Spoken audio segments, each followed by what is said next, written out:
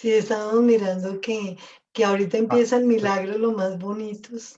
espérate. Bienvenidos oyentes a su programa El Mundo de los Libros. Vamos a continuar hoy con el libro Elías y Eliseo de Martín Stendhal. Ya vamos analizando este libro hacia el capítulo 10. Pero antes de empezar, vamos a situarnos en el contexto donde había terminado el capítulo anterior. Y era que había tres reyes, el rey de Israel, el rey de Judá y el rey de Idumea, quienes decidieron emprender una batalla contra el rey de Moab. Eh, Tuvieron problemas de agua y inmediatamente estuvo Eliseo pendiente de solucionar el asunto y les hizo el milagro y ganaron la batalla.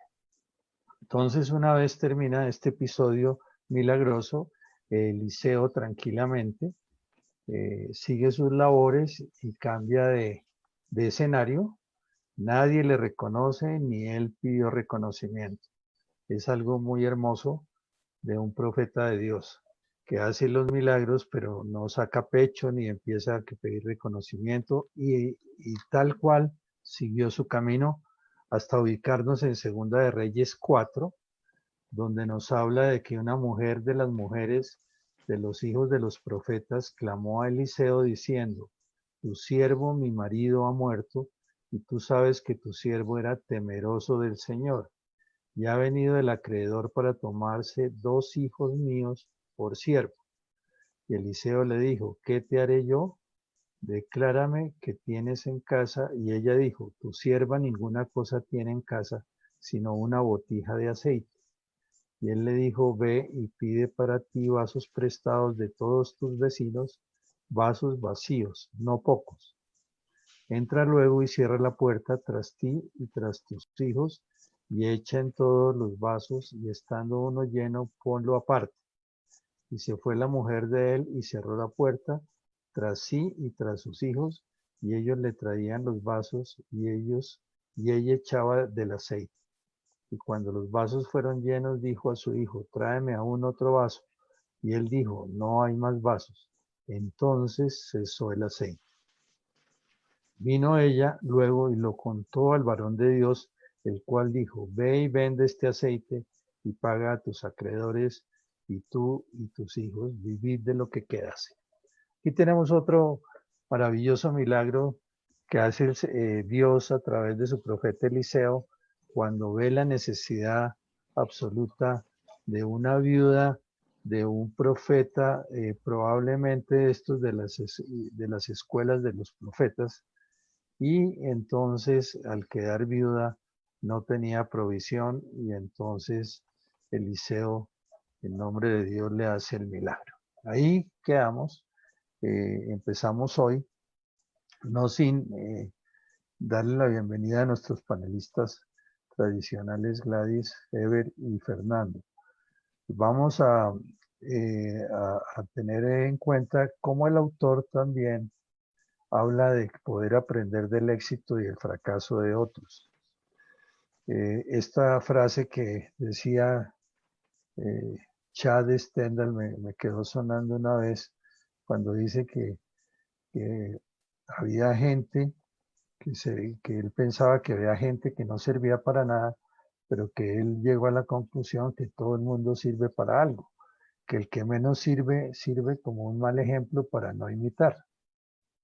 De tal manera que aquí el autor comienza hablándonos que se puede aprender del éxito y del fracaso de otros, y que toda lección de los relatos en la Biblia nos pertenecen. Esto es una buena revelación para nosotros, porque así como ha sucedido con estos hombres héroes de la Biblia y estos grandes profetas de Dios, puede suceder con nosotros.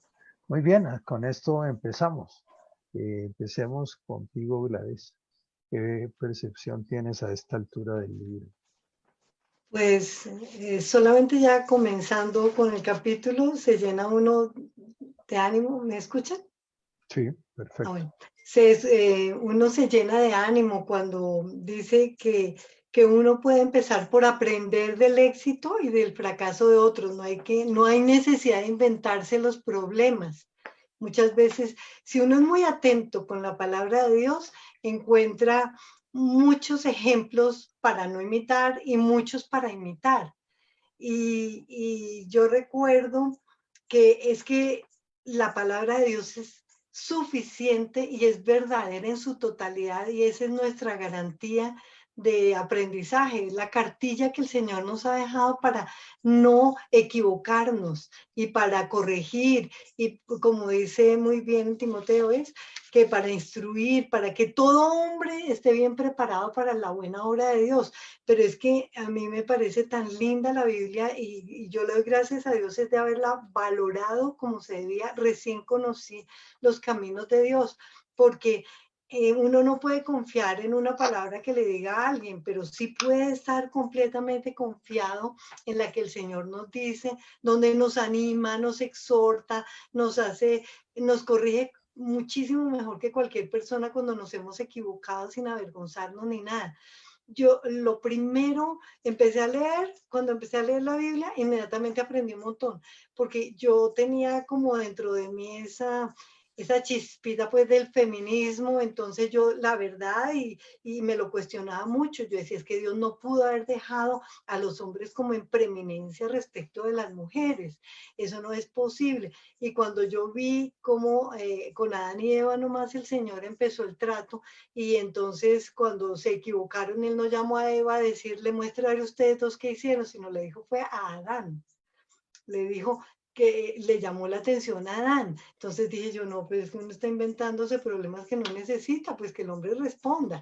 Entonces a mí me parecía tan linda que toda la Biblia hablaba tan claro, que cuando miré mi vida a los ojos de Dios, dije yo, pero si mire cómo Dios le abrió las aguas para que pasaran tantas personas y se pudieran salvar de ese enemigo que los perseguía. Si Dios hizo eso, ¿cómo no va a ser por mi matrimonio un milagro? Sí, a él no le va a quedar grande absolutamente nada. Entonces, acá dice muy lindo que todas las historias bíblicas nos pertenecen a nosotros.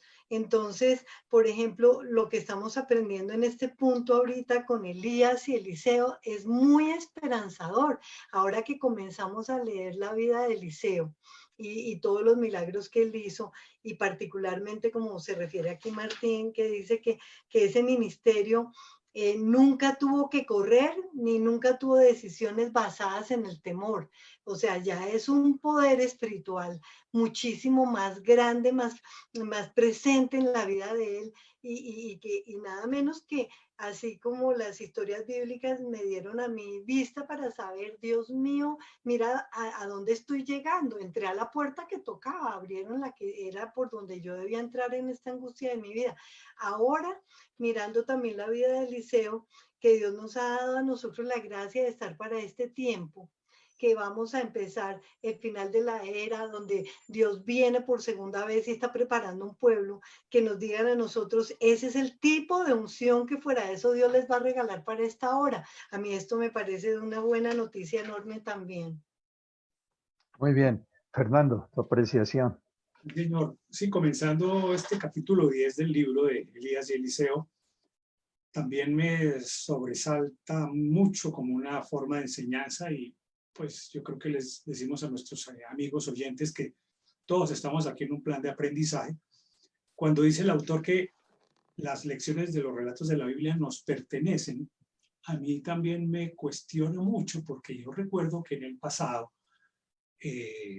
cuando era niño, en la religión tradicional, cogían la Biblia que tenían, la subían por allá y le daban un beso y hacían un poco de cosas que a mí me hacía pensar en esa época que la Biblia era algo ajeno a nosotros, los simples y llanos seres humanos, y que solamente este tipo de clérigos eran los que tenían la potestad y la autoridad de tomarla. Y con esta nueva, digámoslo, con esta nueva unción, podría llamarse, esta nueva, ya no la invasión del Espíritu Santo, que nos hace entender a todos que todos los seres humanos tenemos acceso a la palabra de Dios, y que si algunas personas no se acercan, posiblemente es porque nuestro testimonio no ha sido el testimonio adecuado.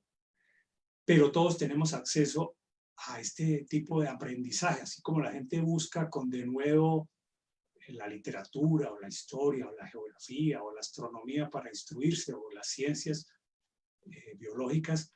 Creo que es más fácil y mucho más eficiente que nosotros lo tomemos como parte de nuestra vida diaria, no para estar sacando pecho, como muy bien ponía en su ejemplo al comienzo, Enrique, cuando dijo que Eliseo no estuvo exaltándose a sí mismo, sino que la escritura nos sirve primero a nosotros para enderezar nuestra propia vida.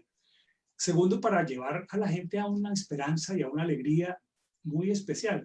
Y esta escena que estamos hoy aprendiendo allí, Eliseo atendiendo a esta señora que tenía unas deudas y cuyos hijos estaban en peligro de que se los llevara el acreedor, nos enseña también que la escritura tiene una aplicación no solo en los momentos en que estamos meditando solos o orando solos o predicando o compartiendo con alguien las enseñanzas de la escritura, sino en la vida diaria. Y está hablando de una situación de la vida diaria. Le había podido hablar de una situación en un banco, o una situación en una oficina o en un campo de agricultura. En fin, nos enseña una vez más que es universal, que tiene aplicación a todos. Y vuelvo a decir lo que yo veía con error hace muchos años, que era algo exclusivo para ciertas castas religiosas. Y hacía que nosotros viéramos como que eso no era para nosotros, como que eso era ajeno a nosotros. Entonces estamos todos sintiendo que la palabra, la escritura, la Biblia, desciende para nosotros, para los que somos elementales, para los que tenemos que caminar a veces como niños en nuestra vida, y más en este tiempo en el que tenemos espacio, tenemos lugar y tenemos minutos, horas, días para reflexionar sobre lo que la escritura nos quiere enseñar. Estoy sí de acuerdo con esto, que estos relatos nos pertenecen. Muy bien, Ever. Sí, esta parte del libro, este capítulo 10, se me hace muy interesante. Cuando Martín nos presenta, nos introduce en este capítulo, dice, entre otras cosas, dice, el nuevo pacto, si hemos nacido de nuevo, de arriba por el Espíritu de Dios, somos parte de la línea real de Jesús. Y eso se me hace pues algo que me toca las fibras. Yo digo, uy, Señor, yo quiero ser de esos, yo ya soy de esos, Señor. Y dice más adelante, Jesús quiere prepararnos para asumir la responsabilidad como profetas, sacerdotes y reyes que serán usados por Dios. Y ahí nos introduce él con esas palabras en la plenitud de su esencia. Y luego dice, luego después de cierto tiempo Dios prometió la de la heredad. Entonces uno se pregunta, yo me pregunto aquí, les pregunto a ustedes también, ¿cómo llegamos a esa plenitud? ¿Ya estamos en esa plenitud? ¿Qué nos falta para llegar a esa plenitud? ¿Todos los días alcanzamos la plenitud? Y esa es una tarea que yo creo que nos invitamos a todos, es a revisar eso. Porque yo sí quiero esa plenitud, yo sí quiero primero entender que estoy en esa plenitud, que nada puede manchar, y lo peor de todo es que mi propia vida, mis propios actos, mi propia carne, es lo primero que mancha esa plenitud de esa heredad. Entonces, es buscar todos los días, es llegar a esa estatura que quiere el Señor. Entonces, a mí estas palabras que escribe Martín aquí y como lo presenta frente a lo que Dios quiere con nosotros, es decir, Martín nos está recordando que para nosotros lo más preciado, para Dios, para el Señor, para Jesús, para el que fue a la cruz, somos nosotros mismos, somos nuestra vida, es lo más preciado. Entonces, eso nos permite, y no sé ustedes qué piensen de esa plenitud de la heredad, pero a mí se me hace muy importante y me gustaría que ustedes hablaran sobre eso. Sí, efectivamente es muy importante ese punto que tú tocas. Y fíjate que a través de este libro ya hemos visto el procedimiento que Dios estableció. Hemos visto cómo hay tiempo de profetas, hay tiempo de depender del Señor Jesús, exactamente nuestro último profeta Jesucristo. Recordemos que en los episodios pasados él nos hablaba de que ya no era tiempo de profetas, sino que era tiempo de depender de la naturaleza del Señor Jesucristo, que es el último profeta que hemos tenido, y nos hablaba de la forma en que podemos lograr después de la zarra la plenitud.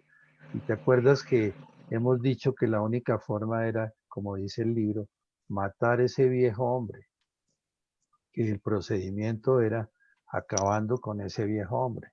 Entonces mira que como en los negocios hay unas arras que ya las recibimos, pero que la plenitud la vamos a lograr después.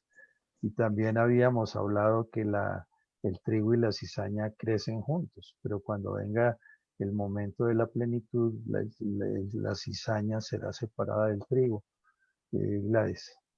Sí, lo que está diciendo Ever, yo también lo medité y me parece demasiado importante, porque hay como una duda entre el cristianismo, en qué momento se recibe el Espíritu Santo y cómo es que funciona todo esto. Y me gusta mucho la cita que menciona Martín, dice, 2 Corintios 2, perdóname, 2 Corintios 1, 21, 22 dice, y el que nos confirma con vosotros a Cristo, y el que nos ungió es Dios, el cual también nos selló y nos dio la prenda del Espíritu en nuestros corazones. Entonces, primero confirmados en Cristo, y dice que nos unge. ¿Y quién nos da Dios? Dios nos da entonces las arras. Y me gusta mucho la enseñanza, como la he entendido con Martín, que dice que Dios da su Santo Espíritu a los que le convencen, los que le persuaden de querer entrar en un pacto de obediencia con Él. ¿Sí?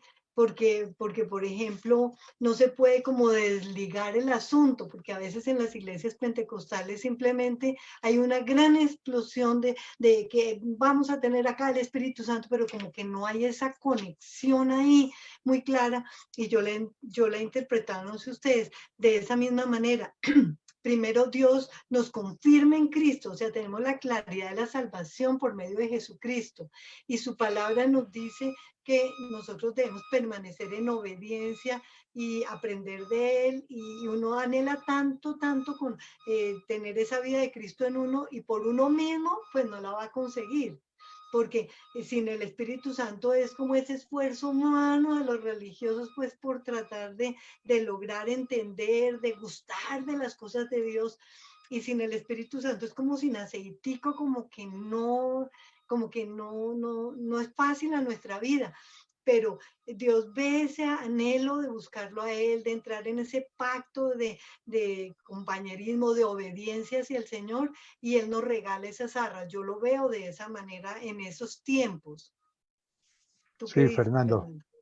Sí, la palabra herencia y heredad la conocemos en la vida diaria. Ustedes han sabido de familias que han tenido severos problemas cuando murió el papá o el abuelo y dejaron fincas y carros y cosas. La mayoría de las veces se arma todo un problema por la famosa herencia. Y cuando analizamos con cuidado esta palabra, tanto la palabra heredad como la palabra herencia, hay bastantes citas bíblicas. Nosotros les recomendamos que ustedes busquen en la concordancia bíblica. Hay muchas referencias a la herencia que Dios da para nosotros. Y creo yo que nos hace falta detenernos a pensar un poco en que hemos oído a veces canciones o palabras en donde dice Hijo de Dios, y que nosotros somos hermanos de Cristo y unos hijos de Dios. Esos hijos de Dios pues van a tener o vamos a tener una herencia. Y la herencia que se nos tiene ofrecida y que se nos tiene prometida no va a tener los problemas que tienen las herencias humanas. Nosotros no vamos a ponernos a pelear con X, B o Y grupo religioso o determinada persona por esa herencia, porque es una herencia muy especial, es una herencia que no cabe en la cabeza de los seres humanos. Hace unos días compartía con una persona que estaba muy pensativa sobre la situación que se está viviendo ahora en la famosa cuarentena, y llegamos después de una larga conversación a la conclusión de que lo que nos espera es muy superior a lo que estamos viviendo ahora, entre comillas, como felicidad, que nos puede dar un poco de felicidad saber que ha disminuido el número de contagiados, que ha disminuido un poco el número de muertos, que hay más unidades de cuidado intensivo, que están trabajando con la vacuna, un poco de cosas que aparentemente darían felicidad. Pero no hemos nos hemos puesto a pensar que cuando se acabe nuestro paso sobre la tierra, vamos a tener una felicidad eterna, una felicidad que no cabe en la mente, que yo creo que ningún ser humano, por sabio que sea, no la puede dibujar o no la puede diseñar, y nosotros, por más que podamos hacer una abstracción mental de lo que significa una eterna felicidad, una eterna herencia, esa es la que nos está esperando. Y creo que es lo que hace falta, que a los seres humanos se les muestre ahora, que no nos preocupemos tanto porque le dictaron medida de aseguramiento a yo no sé quién, o nos preocupemos porque las bolsas de valores tal, o porque las empresas de aviación no han empezado a hacer todavía sus viajes, un poco de cosas que aparentemente generaban felicidad, sino nos tenemos es que preparar para ver cómo convencemos. También estoy de acuerdo con lo que dice Gladys, esa palabra que usa Martín y que está encontrada y que está en el texto antiguo de la Biblia. ¿Cómo persuadimos a nuestro papá de que él nos dé la herencia? Así como nosotros, como hijos de la tierra, persuadimos a nuestro papá de que lo queremos, lo respetamos, para que nos deje el carrito, por lo menos, con mayor razón en esta situación en donde lo que él promete es eterno, en donde al momento de nuestra muerte, o al momento de rendir cuentas, o al momento en que venga por segunda vez el Señor, nos va a permitir una herencia que es maravillosa, que no cabe en la cabeza de ningún ser humano, y que creo que es lo que llama la Escritura la esperanza de gloria a la cual todos estamos llamados. Muy bien, Ever. Esta parte de la herencia y de la plenitud de la heredad, pues lo pone a uno a reflexionar muchísimo, porque si bien es cierto, nosotros lo hemos dicho aquí en varias oportunidades, revisamos la palabra y nosotros somos los herederos en Cristo, lo dice la palabra en reiteradas, y nos muestra esa herencia y nos muestra que nosotros somos las que la vamos a recibir. Pero ¿en qué momento entramos en esa plenitud? Y como lo dice Gladys, ahí están las arras, y lo estaba diciendo, confirmando Enrique, esas son las arras, cuando nos dejó el Espíritu Santo y nosotros entendemos esa llegada del Espíritu Santo cuando el Señor parte. Entonces nosotros, si tenemos esa relación y entendemos la importancia del Espíritu Santo, nos empezamos a apropiar de esa heredad a través de entender el mensaje del Señor y la relación que debemos de tener con el Espíritu Santo. Y más que relación es dejar entrar al Espíritu Santo del Señor en nosotros mismos. Y eso lo logramos a través de la muerte, única y exclusivamente a través de la muerte. Y es que si, como lo estaba diciendo Martín aquí, al citar Efesios 1:13, que lo voy a leer en la versión nueva traducción viviente, que se me hace muy, muy rica, cuando dice, y ahora ustedes, los gentiles, también han oído la verdad, la buena noticia de que Dios los salva. Además, cuando creyeron en Cristo, Dios los identificó como suyos al darles el Espíritu Santo. Ahí están las arras, el cual, perdón, había prometido tiempo atrás. El Espíritu es la garantía que tenemos de parte de Dios de que nos dará la herencia que nos prometió. Ahí está la clave del asunto. Nosotros no podemos partir o pretender que ya somos hijos de Dios si notamos ese sacrificio en vida, es muerte a nosotros para que el Espíritu Santo entre en nuestra vida y nos haga nuevas criaturas, y lo hemos repetido infinidad de veces aquí. Entonces la clave de esa plenitud de la heredad está única y exclusivamente en esa muerte. Pero nosotros a veces consideramos que, como estamos hablando del Señor a diario, como tenemos amigos, como rodeamos de personas, como tomamos la Biblia y leemos a diario versículos de la Biblia, consideramos que ya somos hijos del Señor y que ya somos merecedores de esa herencia. Y yo considero que no, que el paso hay que darlo más hacia adentro, hay que morir al hombre viejo. Y la muerte es hoy, todos los días, en todas las situaciones. El Señor nos enfrenta todos los días con situaciones y relaciones de familia donde nos pone a prueba. En el trabajo, ahora con este nuevo cambio en la casa, con el tener que dictar clases y someternos a unos horarios que quizás para nosotros no son muy agradables, pero el Señor los ha puesto ahí y el Señor dice, bueno, muestre a ver usted cómo lo va a manejar.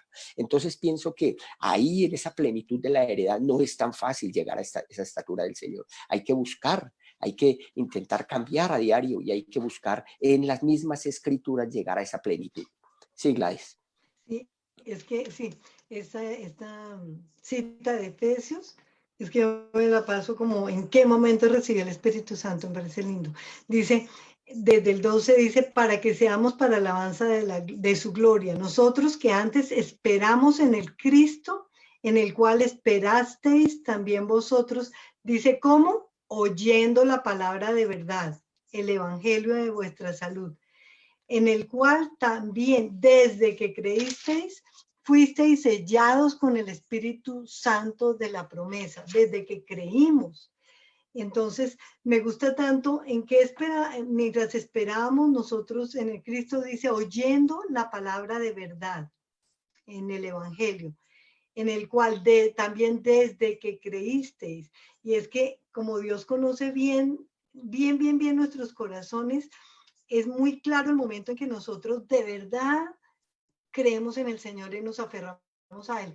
Desde el momento en que nosotros no es que pertenezcamos a una congregación o que somos simpatizantes del Señor o cualquier cosa parecida, o que nuestro esposo sí que es cristiano, pero a mí me da pereza y cosas así, sino que esperando, oyendo la palabra de verdad, en el cual también dice que desde que creíste fuiste sellados por el Espíritu Santo. Y es que como las dos cosas deben ir tan pegaditas, porque no se puede vivir un cristianismo sin Cristo y tampoco se puede ser un buen cristiano sin que el Espíritu Santo nos guíe a toda la verdad, a cada palabra, a creerla, a esperarla, a tener una relación directa con Dios, no con personas. Y para eso necesitamos demasiado el Espíritu Santo. Pero entonces a mí me parece también desde que creísteis. O sea, esa es la forma en que vamos a tener esas arras de la herencia.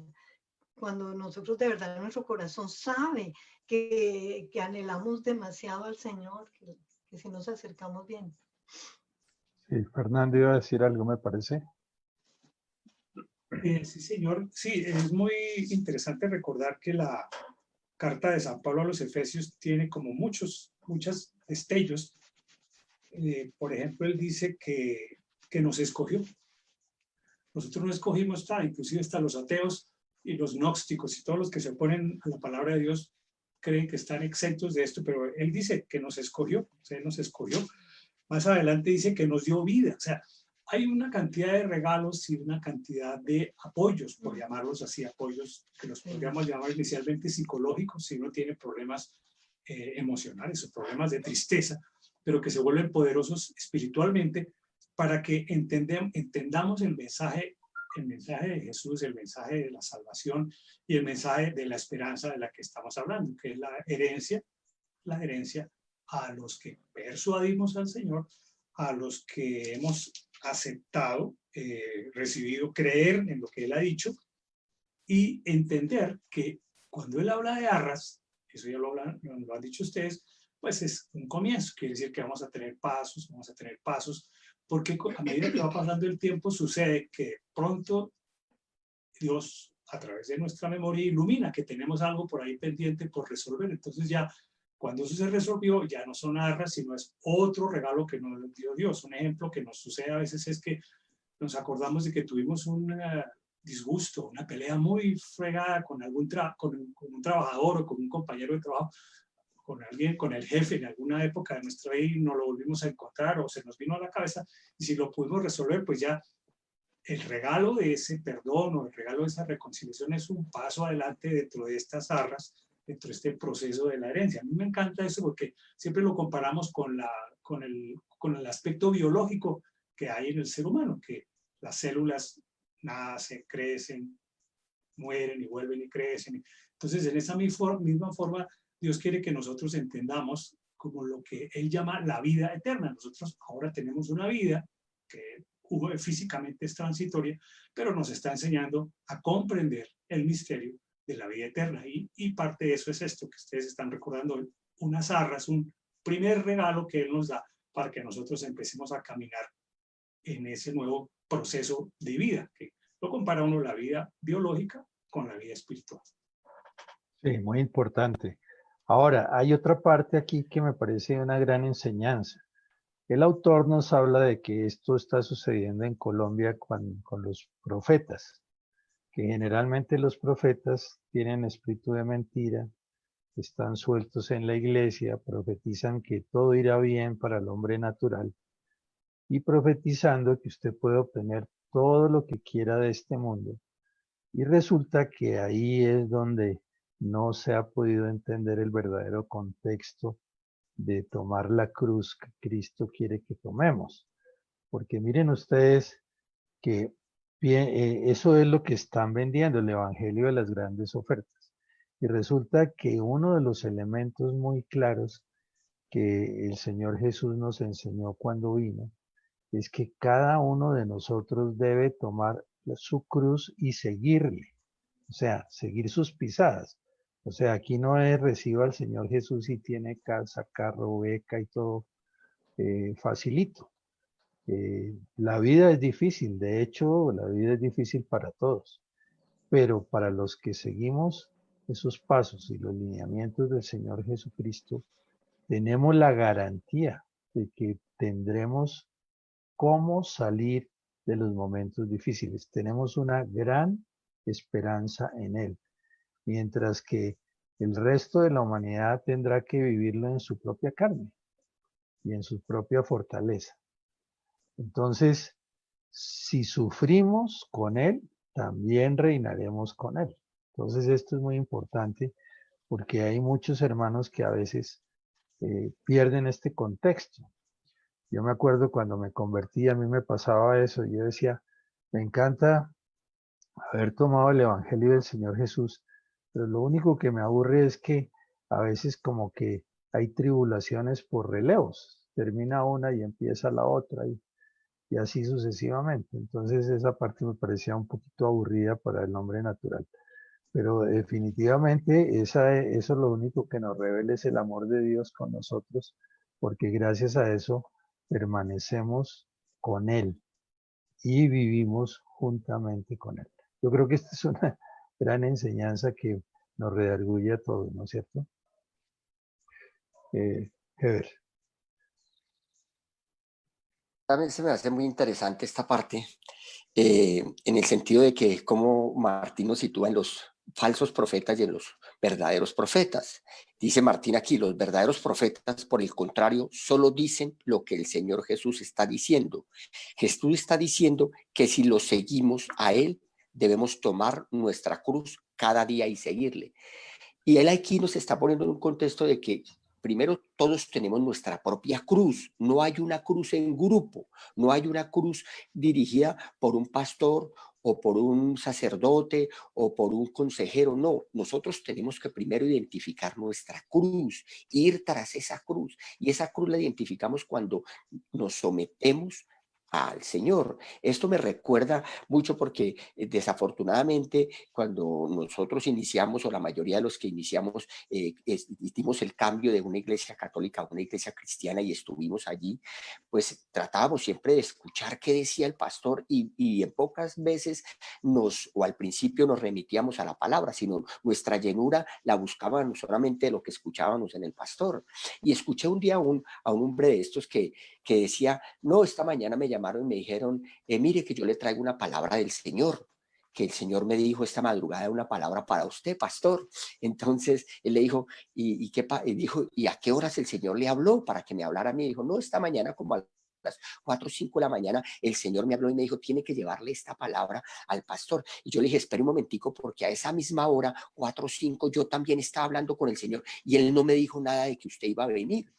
Entonces yo creo que ahí el Señor nos está llevando es precisamente, hombre, busquemos al Señor directamente, no esperemos, como dice Martín, no esperemos palabra de segunda mano. Con esto no quiero decir que no nos debemos de reunir, no, hay que reunirnos y congregarnos y buscar la palabra del Señor, pero también hay que llegar a nuestro cuarto, en la intimidad, en el silencio y buscar al Señor y tener esa relación.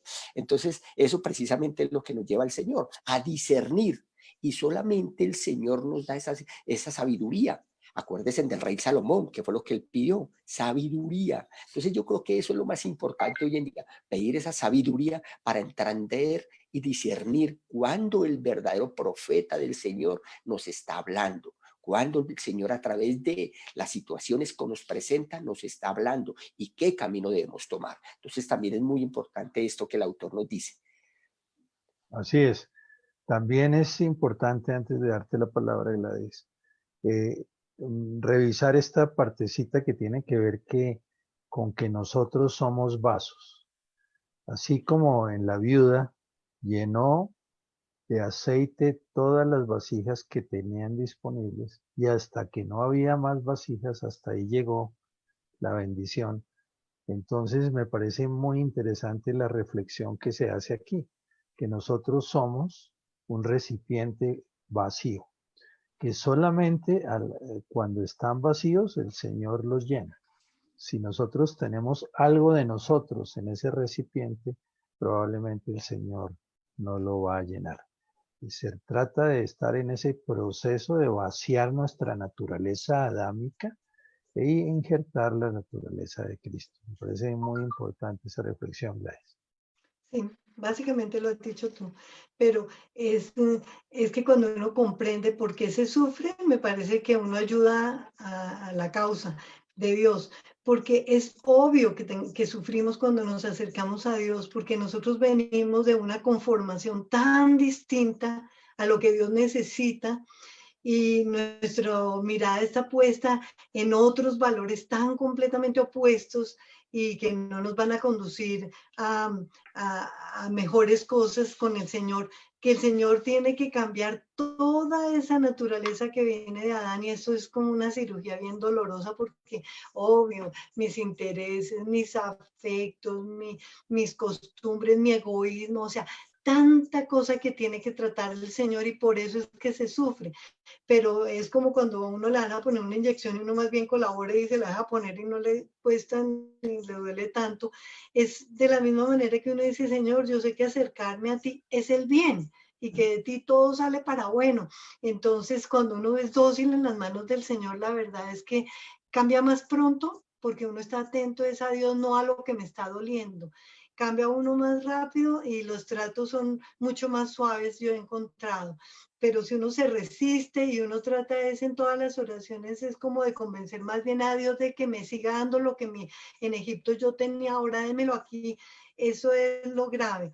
Pero, y en eso no ayuda mucho estar en una congregación donde me quieren alimentar los apetitos de la carne, porque entonces no solamente se demora el proceso, sino que muchos por el camino se rebeldizan, porque dicen, ay no, yo esperaba más de Dios, es que Dios no me cumplió, es que Dios no sé qué, porque está el mi, yo, ahí tan metido que todo lo que tiene viso de que no se sale con la suya, entonces no vale la pena y terminan saliéndose porque nunca entraron.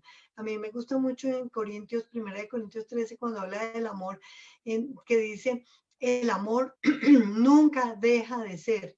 Si uno realmente amó al Señor, por más se cumple esto de que ni tribulación, ni angustia, ni hambre, ni desnudez, nada me va a separar de ese verdadero amor del Señor. Entonces, el mejor consejo de verdad y la mejor claridad es cuando uno entiende desde que inicia los caminos hacia el Señor es: mi naturaleza es naturaleza carnal, adámica, que tiene deseos pasionales, egoístas, mundanos, pero las cosas del Señor son de este calibre y para llegar allá obviamente la carne se va a machacar muchísimo por el camino, pero la meta, como decía ahorita Fernando, todos hemos estado hablando, la meta de la herencia completa es algo tan espectacular que caramba, sí, además no voy a pasar sola en todo ese proceso, sino que voy a estar con Dios. Y pensaba en la frase de que con Cristo estoy juntamente crucificado. Es que tengo que estar ahí pegadito a esa cruz, porque de otra manera otra vez salgo a caminar por donde no toca, otra vez mis deseos de la carne me indican otras cosas. Pero mientras me aferre a la muerte en la cruz ahí con Cristo, ahí estoy como que donde toca tener, para poder tener esa resurrección junto con Él, a la novedad de vida maravillosa. Y yo me doy cuenta que Dios no solamente nos va a premiar allá en el cielo, sino que se nota en este mismo momento de la pandemia. Yo escucho las personas que no están depositadas totalmente su fe en el Señor, están sufriendo muchísimo más, están con muchas angustias, ya están casi clínicas pues de psiquiatra en muchos aspectos porque es duro estar encerrado y no sé qué por todas las cosas, pero cuando uno mira más bien lo que Dios está haciendo y la ilusión más bien de Señor, ayúdame a orar, a estar en este tiempo recibiendo más y más de ti, a llenarme de tal manera que cuando tú digas, bueno, ya mi pueblo está para todo esto, ya estemos bien listicos para todo lo que Él quiere. Esto es otra cosa muy diferente. Hay alegría en el corazón y podemos declarar como Pablo cuando estaba en la prisión que el gozo de él era enorme. Así es. Hay otra parte que me impresiona No, mucho alégrate, Fernando. de este libro y es la relacionada con el aceite. Fíjense ustedes, Dios le provee a través de Eliseo el aceite que la viuda necesita. Y ese aceite no solamente le basta para salir del problema puntual que ella tenía y le salva a sus hijos que estaban peligrando, porque acordémonos que en esa época el que quebraba le podían quitar los hijos. De tal manera que salva a sus hijos y fuera de eso, Eliseo le dice, vivid de lo que quedare, o sea, ya le dejó renta con el aceite. De tal manera que me llama la atención que siempre en estos casos, Dios como que lo confronta a uno cuál es su aceite. Digamos, para Fernando Torres puede ser el ser médico, para Ever el ser abogado, para nosotros ser administradores de empresas, etcétera. Eso es un aceite que hay ahí y ese aceite es importante tenerlo como materia prima para que de ahí en adelante Dios bendiga. Me parece a mí que es importante. Iba a hablar Fernando, ¿no? Sí, es que yo creo que aquí está pasando algo muy interesante porque Lais puso un versículo que estaba también pensando yo mucho en él, y es el asunto de la carne. Cuando yo andaba también en la religión tradicional, escuchaba que la gente se le quejaba al sacerdote, no, es que mi marido es una cruz, porque es muy borracho. Entonces le decían, pues esa es la cruz que usted tiene que aguantar. Y muchas generaciones, las de nuestros padres y abuelos, vivían con esa idea de que era una cruz, que el matrimonio era una cruz y que no sé qué. Pero resulta que la escritura es muy clara en ese versículo que tú dices, porque si a mí me duele algo, me duele que me quiten el poder, o me duele que me quiten el orgullo, o me duele que me quiten la plata, o me duele que me quiten lo que me apetece en mi carne, esa es mi cruz. Y en estos días, yo personalmente reconozco que he tenido que padecer algunos momentos de eso, lo confieso, porque me molestan ciertas cosas de mí mismo. Entonces, a eso es lo que se refiere, y esa es la cita bíblica que me refería Gladys, que cuando algo allá nos está a nosotros doliendo, como si nos estuvieran clavando ahí, me imagino yo los clavos de Jesús que no fueron nada gratos, y nosotros estamos sintiendo eso, esa es la enseñanza que trae la Escritura. Nos cuesta trabajo que nos quiten y que se muera el orgullo, que se muera la prepotencia, que se muera la avaricia, la soberbia, el rencor, la ira, toda esa cantidad de cosas que cargamos los seres humanos y que, aunque duelen, Dios tiene misericordia de nosotros, porque yo a veces pienso, si Él me pusiera en la balanza de la justicia, es posible que ya Él dijera, no, usted ya no tiene solución y ya acabó con usted, Él podría acabar con nosotros, pero está dándonos este tiempo para que miremos dentro de nosotros qué es lo que la Escritura llama la carne, ¿para qué? Para que la crucifiquemos allá.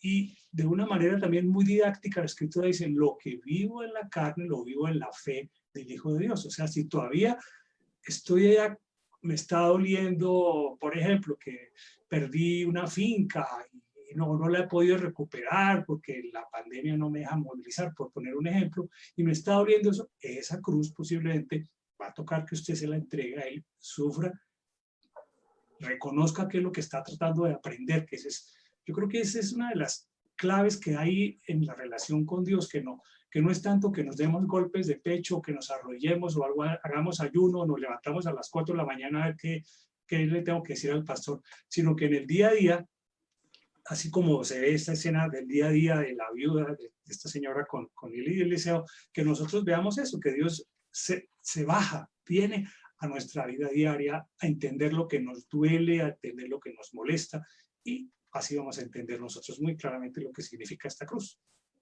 Sí, Ever.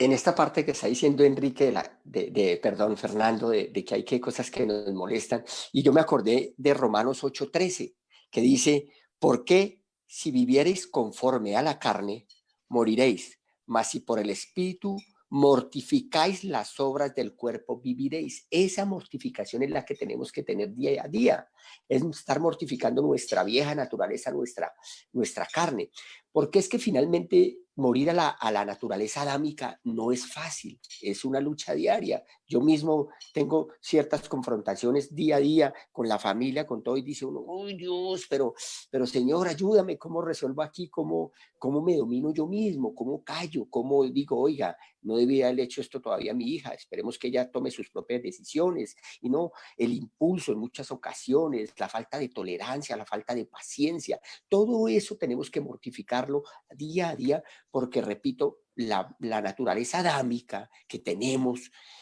no es fácil dominarla, el orgullo, la altivez, cuántos se quedan viviendo en ese orgullo. Yo tengo un sobrino médico que cada nada le digo, sobrino, baje, ponga los pies en la tierra, porque pues el hombre está siendo brillante en el tema que está manejando en este momento, y me toca decirle, sí, pero no se despegue de Dios, vuelva otra vez a la palabra, tenga hermano, porque finalmente nuestros propios egos, nuestros propios logros nos hacen que ese ego, nuestros propios logros, perdón, nos hacen que ese ego cada día se sienta más robustecido, o sea, miramos por encima del hombro a todo el mundo. Entonces, eso es verdaderamente lo que el Señor quiere, y eso conecta exactamente con esto que dice en Segunda de Reyes 4:3, cuando Eliseo le estaba diciendo, y dijo, y pide para ti vasos prestados de todos tus vecinos, vasos vacíos. Y yo reflexionaba sobre esos vasos, y es que uno siempre que se sienta en un sitio a tomar algo, a tomar una bebida, y uno dice, por favor me regala un vaso, me presta un vaso, me obsequia un vaso, entonces uno siempre le dan es un vaso vacío. Y así quiere el Señor que nos presentemos a Él, sin nada, que antes de llegar a Él desocupemos todo lo que tenemos, esa rabia, ese orgullo, esa intolerancia, esa altivez con que a veces hacemos las cosas o nos creemos. Eso es lo que el Señor quiere, hombre, preséntense como vasos vacíos, que yo soy el que los quiero llenar con Él, con el amor que Él tiene, con la paciencia, con la tolerancia, con la herencia que Él nos tiene prometida. Entonces, aquí es reconocernos como esos vasos vacíos, no tenemos nada. Al Señor no le interesa que lleguemos con títulos, ni con propiedades, ni con carros, ni que los carros estén bien lavados, como lo decía Fernando alguna vez, que su vecino sale y lava ese carro y lava ese carro. No, al Señor no le interesan esas cositas, dejémoslas a un lado. Él quiere recibirnos limpios, libres, livianitos, presentémonos al Señor. Entonces esta es la reflexión que me parece importante hacer frente a los vasos vacíos. Sí es. Hay otra parte también que me parece como para enfatizar aquí, y es que el autor nos habla que Dios derrama suficiente gracia para pagar cada deuda y suplir toda necesidad futura. Esto sí que ha sido para mí un testimonio de vida. El Señor, aún en momentos de escasez, Él después muestra salidas y provee la forma en que tú puedas salir adelante y pagar tus deudas. De tal manera que aquí me llama la atención que pone dos requerimientos. Primero, que sea en silencio, a puerta cerrada, y estar atentos con esos vasos vacíos y limpios, porque así tendremos la certeza de que si están limpios y vacíos van a ser llenados de la bendición del agua de la palabra. Y como dice el autor, cavando las zanjas en el desierto.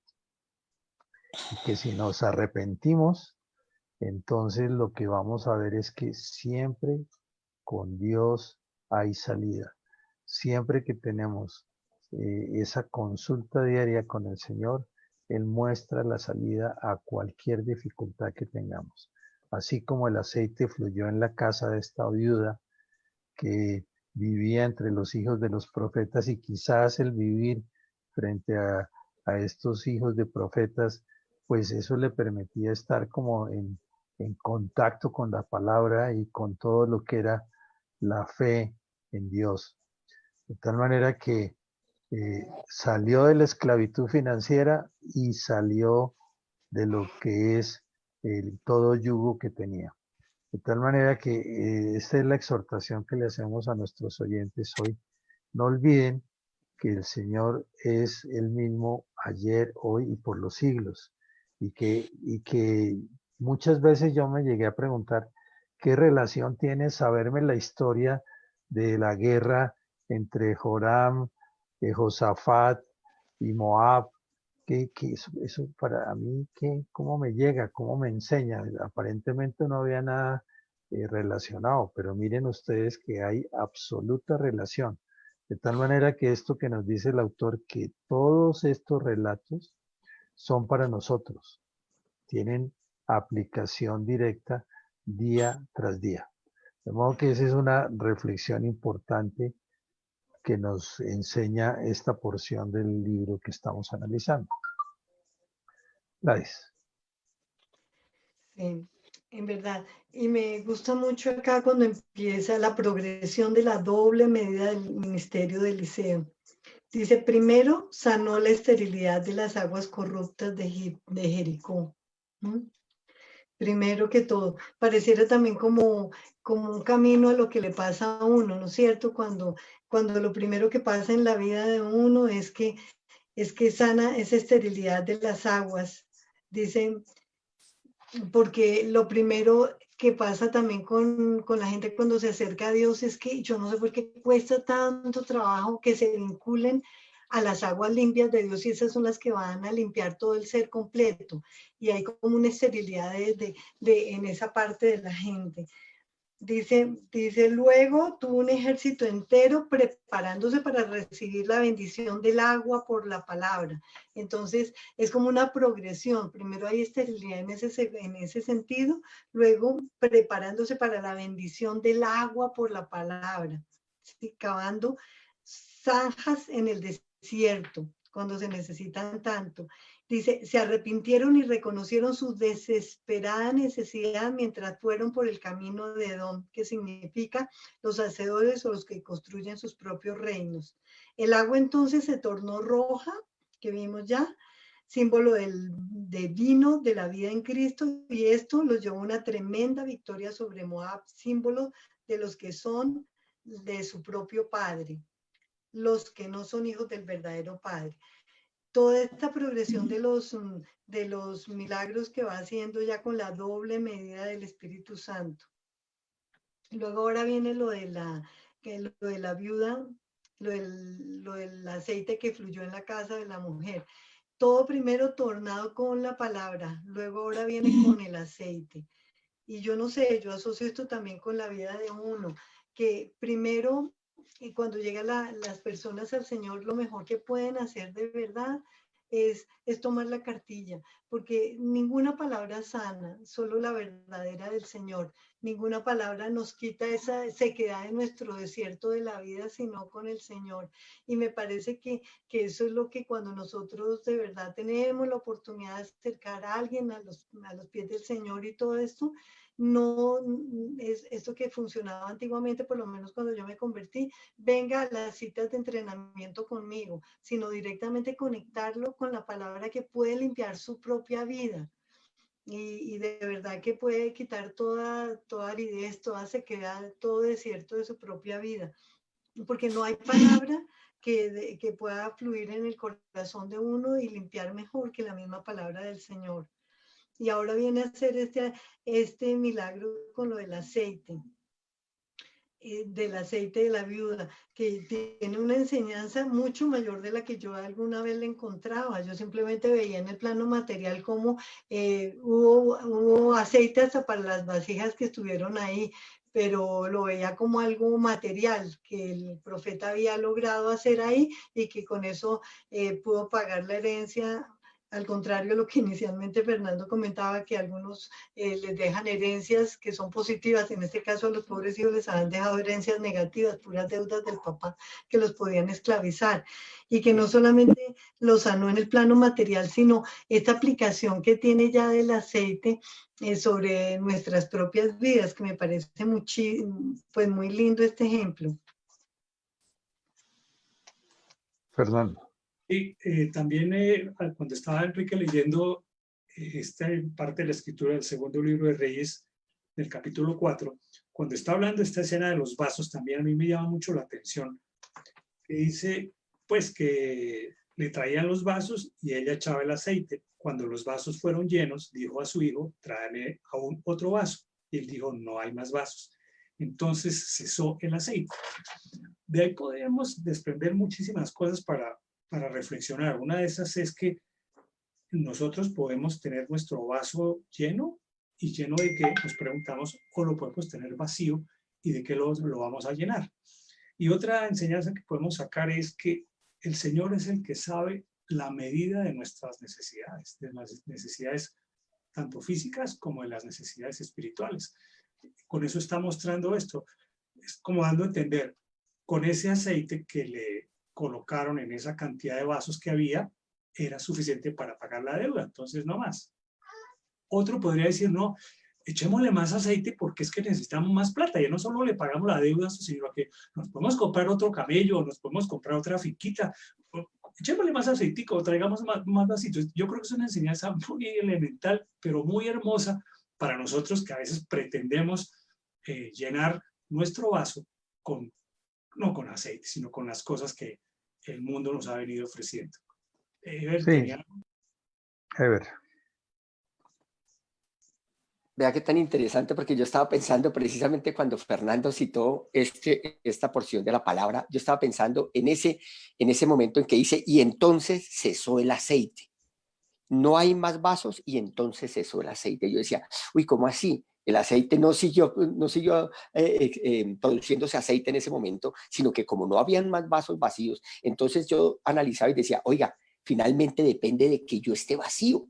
Si yo sigo cargado con mi orgullo, con mis cosas, pensando en el carro, pensando en la casa, en la finca, en la herencia, lo que me va a dejar mi padre, pues el Señor no va a tener la oportunidad de llenar el vaso, porque dice, no, Evercito, mijo, usted sigue pensando en lo de este mundo y yo tengo, miren estas bendiciones que tengo para su merced, pero usted no quiso. Entonces, esa es la invitación a que vaciemos esos vasos y presentémonos al Señor como vasos vacíos que Él quiere. Presentémonos sin nada, sin ninguna carga. Soltemos la carga que llevamos atrás y entreguémonos al Señor completamente para que Él administre, guíe, llene, porcione, nos dé la porción adecuada, no más de la que nosotros queremos, porque como dice Fernando, por nosotros, uy, no, echémosle más aceite para comprar otro camello, ¿sí me entiende? Otra finquita, ¿quién quita? Una finquita en Pereira y una finquita en Manizales, pss, hombre, quedamos divinos, pero no, el Señor no quiere eso, el Señor quiere darnos la justa porción, lo que necesitamos para vivir en plenitud, cuando ahí entraría otra vez la plenitud de la heredad, cuando nosotros disponemos los vasos y el Señor nos da la porción exacta, esa sería la plenitud de la heredad. Hoy ha sido un capítulo muy bonito y un programa muy enriquecedor. Yo les agradezco inmensamente porque yo estoy muy enriquecido de todas las partes de la Biblia que hemos tocado y en cada una siento que el Señor me está hablando.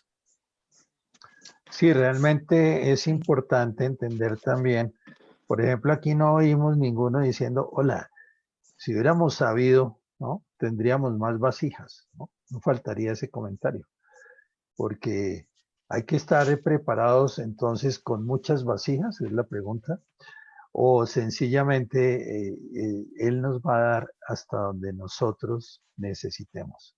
Gladys. Sí, es que es demasiado importante esto de los vasos que Dios nos va a dar cuando vea esos vasos desocupados. Eso es demasiado importante. Y estaba pensando qué puede estar estorbando y llenando, qué está llenando mal esos vasos para que no los podamos desocupar.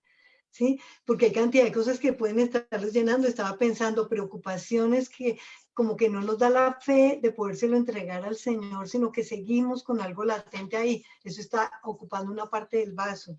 Creencias. Por eso es tan importante creer lo que Dios cree, no las ideas que se me han metido de otra parte. Creencias nos pueden estorbar tanto. Y, por ejemplo, otros amores. ¿Cuántas estamos repartiendo entre Dios y otras cosas de nuestra vida todavía? Y eso está llenando el vaso y no ha dejado que se ha llenado por el Señor. Estaba pensando exactamente cómo que Dios nos ayude a todos a trabajar para desocupar bien esos vasos, que con eso vamos a recibir la llenura. Muy bien, entonces saquemos nuestra conclusión del día porque se nos agotó el tiempo.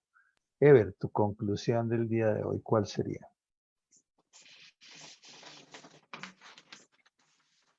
Considero que lo más importante que me llama mucho la atención precisamente es llegar a esa plenitud de la heredad, que conecta básicamente con los vasos vacíos.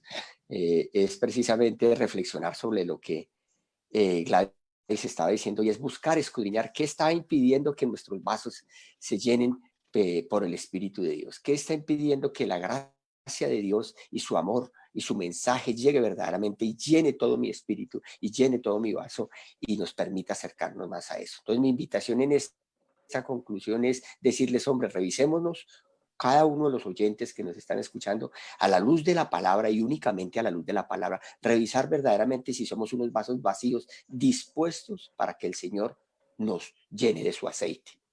Muy bien, Fernando, tu conclusión. Sí, también concuerdo con Ever en que esta enseñanza que hay allí en el segundo libro de Reyes nos muestra eso, de quién depende nuestro bienestar económico, pero sobre todo nuestro bienestar espiritual.